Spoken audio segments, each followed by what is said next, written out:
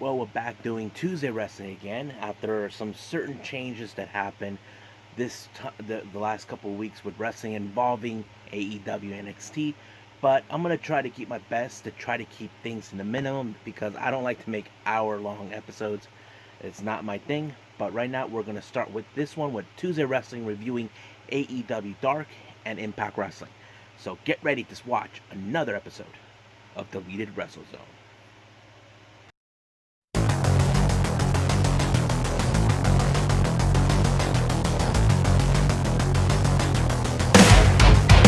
Are you ready? Get up, get up. Get up, get up. Get up, get up. Get up, get up. Get up, get up. Get up, get up. Welcome everybody to Deleted Wrestle Zone, all things pro wrestling from AEW, NXT, New Japan Pro Wrestling, Impact Wrestling, the National Wrestling Line, many promotions, wrestlers, and championships. I'm your host J-Rod. So before I start reviewing AEW Dark and Impact Wrestling, so I'm going to give you guys a quick update for the upcoming episode that I want to do. As you know, the last couple weeks with AEW, since they normally broadcast on the TNT network, they've been changing the days due to the fact because of the NBA finals that they've been throwing out. 2 weeks ago, it was they had it on a Saturday. Last week on a Thursday. So tomorrow, or should I say, well, today is Tuesday, so tomorrow is gonna be um, on Wednesday. So by the time you guys watch this, it should be already Wednesday once I upload it. So I'm gonna try to save that episode. So what I'm gonna do is, instead of calling it the Wednesday Night War, I'm just gonna put NXT versus AEW. Try to compare both shows on two different occasions and see how they did on the ratings for this week. As you know, for the last couple of weeks, it appears that NXT and AEW did well even when they're not in competing with each other. That is something that proves that we have fans who watch both shows. Now, for all you WWE fans out there just saying, no, that's not true. A lot of people like WWE better than AEW. If that's true, then why does AEW still exist? It's the same result too with AEW. People still watch. We have fans who watch both of them. If you don't believe me, find yourself a guy who knows that they watch both shows. But enough of that. Let's start with AEW Dark.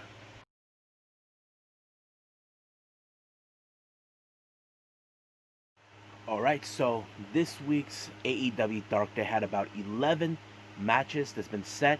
So the amount of time, they went over an hour and 30 minutes. So let's go from start to finish.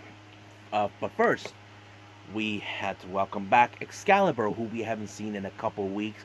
As you know, Excalibur has been not seen in AEW for quite some time. There were reports coming in from various sources are saying that Excalibur might have been suspended due to the fact that he said some inappropriate language that was found racist from whoever said that. I'm not 100% sure, but it was out there. AEW did not confirm or deny anything. They just didn't say anything. I'm assuming they might have sent him home for sensitive training or try to evaluate this. As you know, I'm not sure if this was part of the Speaking Out movement that took place last June. But for now, let's just move forward. The first match of the evening was Shawn Spears along with Tully Blanchard facing off Eddie Torres. As you know, the way to develop Shawn Spears to be this more dangerous person, especially when it comes to Tully giving him that black glove. And you can see my glove is a little different. You know, his is on the left side, mine's on the right. So basically, they were trying to give him, I think they gave him a much better attitude with this. But it's kind of interesting. As you know, Spears won the match, but however, Tully loaded up and whacked him again. It appears that Spears continues to do this every single chance he gets. Next match, we have a tag team. We got Santana Ortiz versus Fabio, Andre, and Ryzen. Now, this was a match. They continue to talk to build up more about Santana and Ortiz. As you know, weeks ago, they kind of vandalized Trent Mom's van, or trash it, however you want to call it. But they were able to win this match, as always. But however, they're not going to apologize to Trent's mom for thrashing the car, because it's all about ego for them, trying to prove who's the best. And it didn't end there. I'll get to that in a bit. Next match we have Allie and along with QT Marshall. We haven't seen Allie since both Brandy and her lost for the finals at the Women's Tag Team Cup. She faced off against Cassandra Golden. I feel like she still developed more, as you know, being. I don't know if they're trying to turn her into a different type of heel. We're not sure. But it's kind of interesting. They never mentioned more about what happened with Brandy after the the Nightmare family were attacked by the Dark Order and of course taking out Cody. Then we have an interview with Santana, even though they don't want to comment about what's been going on with the rivalry between both them and Best Friends. But out of nowhere, they were ambushed by the Best Friends in trying to go to the trailer parks where their dress room is. And of course, it ended where right that Dasha was trying to call for help, but it ended right there. Next match we have Angelico versus Frankie Kazarian. This is another match that kind of they add a little bit. As you know, we've been seeing much ever since the pandemic. We've seen in the AEW Dark they've been facing jobbers, but now they're putting other wrestlers involved like Angelico. And this is a pretty good match. I like this one because it kind of give it more what we want, because we get to see another high-profile wrestler. If you guys don't know who Angelico is, Google it. You'll see why. But this match was good, and Frankie Kazarian picked up the victory as always on this one. Next thing we see is an interview. We get to see Brandy Rhodes. Now, we haven't seen her since she got choked out 2 weeks ago in the hands of Anna Jay. Now, she did address about what happened. Like, even though she knows that she lost the women's tag team cup tournament, but in reality, that's not in her mind. In her mind right now, she has a beef with Anna Jay after what she pulled 2 weeks ago. As you recall, Brandy was trying to protect her husband Cody from what the Dark Order did, but of course, Mr. Brody Lee gave Anna Jay the order to choke her out. So basically, this is going to be an interesting feud to see Anna Jay. As you know, Brody Lee called her the Queen Slayer because, of course, we do know that Brandy is the queen, but Cody declares himself as the prince. So hopefully we get to see a rivalry between those two, because this is going to be an interesting to see. The next match we have is a tag team match. We got Donnie Primetime, who we call him wannabe Joey Janela, teaming with Ryan Rembrandt versus the Gun Club. I'll skip anyway. The Gun Club took the victory on this one. Next match we have an interesting one. This one is Danny Jordan versus Abaddon. Now we all know Abaddon, what she does, but what I liked about this one, the psychology. Abaddon has been getting into Danny Jordan's head. Great psychology work, but the way she worked on this one, she exploited Danny Jordan's knee injury. So she tried to take her out by using that, and it worked. So she got her in the knee and picked up the victory using that. Next match we have is Tony Donati versus Absolute Ricky Starks. I'll skip this one. I'll just jump ahead to winner. Ricky Starks won it. But I was hoping that Darby Allin would attack him, but it did not happen. Next match we have is a tag team. John Cruz and David Ali versus Jurassic Express's Jungle Boy and Luchasaurus along with Marco Stunt. Great match. I enjoyed how this one went. I liked the Jurassic Express, and they picked up the victory always as using that cutter that Jungle Boy uses. Pretty good match. Next match we have Anna Jay versus Red Velvet. Now this is more where to introduce the Anna Jay, more of a deadly wrestler now that she's aligned herself with Dark Order, and of course we now aware that she has her partner from the women's tag team cup tournament, Tay Conti, join her. So that is going to be an interesting thing to see. Next match we have Kip Sabian versus Sean Dean. This one was a good match, but a bit Kip Sabian tried to do a bit of a cockiness, but he did pick up the victory on this one. And then finally we see the Initiative versus Private Party. They did a pretty good job with the initiative, but however, with this one they lost, and Peter Avalon had enough of Brandon Cutler. So basically, I think the initiative is finally dissolved. As you know, they still haven't picked up a victory both as tag team and single competitors. So I think that's it for now. Let's move on with Impact Wrestling.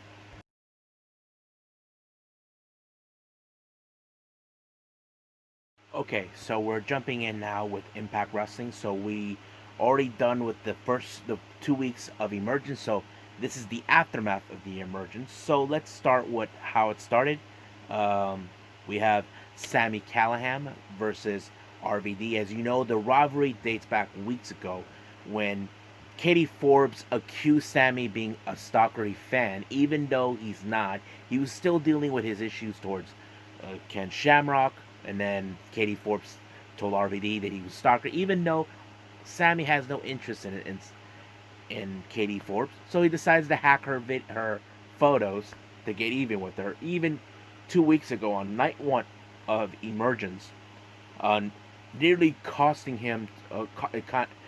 RVD and Katie Forbes attacked him for trying to get his shot against Eddie Edwards. She even tried to get even with them on locker room talk, but it was no luck on that. So basically, it's a back and forth rivalry.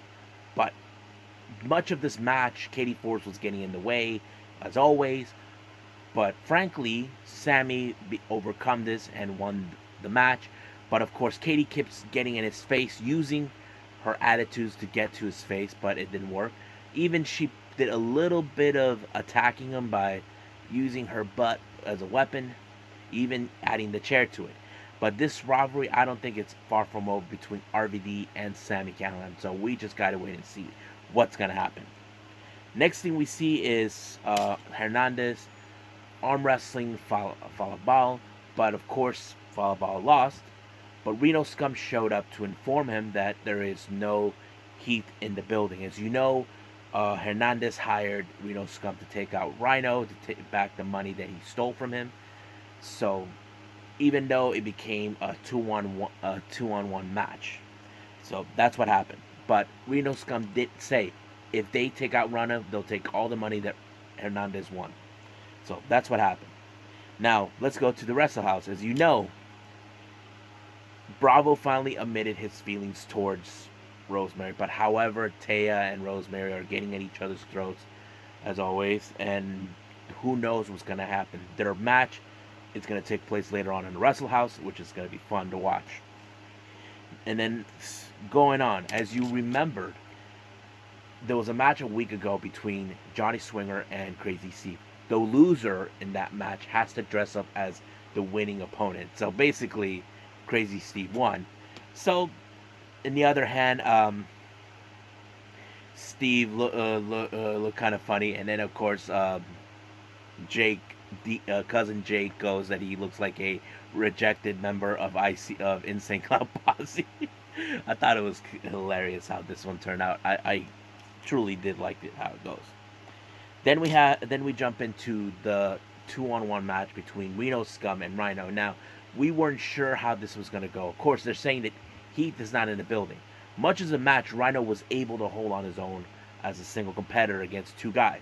But out of nowhere, a camera guy and attacked Andrew Luster, uh, the legend, and no, the other guy, I forgot his name, but one of the members of Reno Scum, allowing for Rhino to pick the victory. The attacker was none other than Heath. Somehow he sneaked his way in, and as soon as Rhino and him embraced, Heath saw Scott D'Amore and security guards. He took off because he knows he's not supposed to be in the building, but he is. So that's what happened. So he took off, and I know D'Amore is going to get to the bottom of this to find out how he got in. If it was supposed to be locked tight, but it did not happen in that way. Next thing we see is EC3 sending a message to Moose. Now Moose is trying to do what he can to find where EC3 is. He took the TNA World Title. As you know, EC3 has no beef towards Moose, but destroying the TNA World Heavyweight Title means that he will be free from his past. Moose will never allow that to happen. So he goes to find Guy and tells him, call the police, there's a hostage situation. No one cares about a TNA title being a hostage, but Moose is. I like how he's going crazy with this. It kind of predicted a little bit of what I hoped for, but it was so funny. But as you know, the guy who he run into was wearing. He didn't even notice that he was wearing EC3 merch. If you're wearing EC3 merch in front of Moose, he will kill you. But he didn't do that. He was more concerned about the TNA World Title. Then we have the Good Brothers giving the little story to some of the guys in the back, talking about certain things that uh, Gallows did in the past, and everybody was getting into the story, and then they bump into eight to the Rascals once and Dance, telling them, "Oh, we know you guys are facing against the Ace Austin and Madman Fulton." So they gave them a little bit of encouragement and all this and that because they look at them as the young, a new version of the Good Brothers. They call them the Serious Brothers. So yeah, it was a pretty good match. Um, and then we jumping back to the Wrestle House. As you know, Bravo was set to become the referee between Taya Valkyrie and Rosemary, and he was getting advice from a clown. And I'm not talking about Crazy Steve. I'm talking about Swinger. You know, he's a real nuthead, and he thinks he knows everything. He keeps going, "You do exactly what I say, Daddy." You know, but as soon as that happened, the Deaners are still trying to figure out who stole their beer. Their primary suspect, they believed it was, in fact, Triple XL. And they began a brawl. It became a match anyway. So they were going everywhere. They even violated the truce, which something that Susie hold dear to her. So much of the match went everywhere around the house. There was a moment where Cody Deaner was going to the elevator. He knocked him out, and then he actually tried to run AC Romero with his bike, but he got hit by a car. He hit himself in a car. Then there was a moment where cousin Jake was trying to make a long distance run to get to Larry D, but of course he moved out of the way, thanks to But there was a moment where you see AC Romero and Cody Deaner playing ping pong, which is kind of funny. I thought this whole brawl thing was funny, but the match ended. They get to the room where Larry D was staying. They found a bottle of their beer, so it looks like it was confirmed. But however, there's a little story to that. But as soon as Cody Deaner took out Larry D, he was taken out by AC Romero, and of course, Larry D became Lawrence D, like Stefan from the Family Matters. But all of a sudden, when cousin Jake took out Larry D, here comes Susie, all pissed off, knowing that they broke the truce. And of course, she came out. Tommy Drew was trying to find out what happened in the match, and he sees how it all became, and Susie became the winner. But however, she had blood in her hands, so it was so funny. I thought it was really interesting with the Wrestle House. Then we have the tag team match between Ace Austin and Madman Fulton versus the Rascals, and of course, this was a very interesting match. As you know, there happened history between the Rascals and Ace and Fulton because of Trey. And I have to say, a lot of this match showed the Rascals more of the potential as hopefully one day gaining the Impact Wrestling Tag Team Championships, which is something they have tried for a long time to obtain, but it hasn't. But as soon as, excuse me, as soon as the match ended with the Rascals winning, they get a surprise visit from the Motor City Machine Guns. Now, it appears that they want to redo the match that they had with them at Slammiversary, but also at the same time giving them opportunity of the Impact World Tag Team titles, and of course they accepted the match. But however, they were attacked by Fulton and Ace Austin. I think they felt like it's really stupid that they're getting a tag team opportunity. Well, they beat them fair and square. Next thing we know, later on in the night, Deonna Purrazzo put out this black tire show where everybody has to dress nice because she has proven she beaten Jordan Grace, and she's the best female wrestler in the Knockouts division. And of course, She was like seeing people bizarre. But again, Moose is looking for AC3 with the title. And he acts like people should care. But nobody cares about the TNA World title. You know? That's always been the case right there. Then we have Rohit Raju, who is the current X Division champion. TJP wants to be the first challenger. However, Rohit Raju made it perfectly clear that Chris Bay does have a rematch clause, so he has to get to him first. So that's practically one of the things that's going to happen. So it's now confirmed that they will have next week um, Chris Bay versus TJP, which is going to be interesting. Whoever wins that match will face Rohit Raju for the X Division Championship. Next, we go back to Wrestle House. We see the match between Taya and Rosemary. This one was a very interesting storyline. Basically, you don't know who was going to win. Johnny Bravo's right in the middle of this whole thing between them.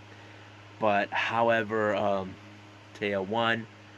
But at the same time, Rosemary felt disappointed. But, however, not Johnny Bravo.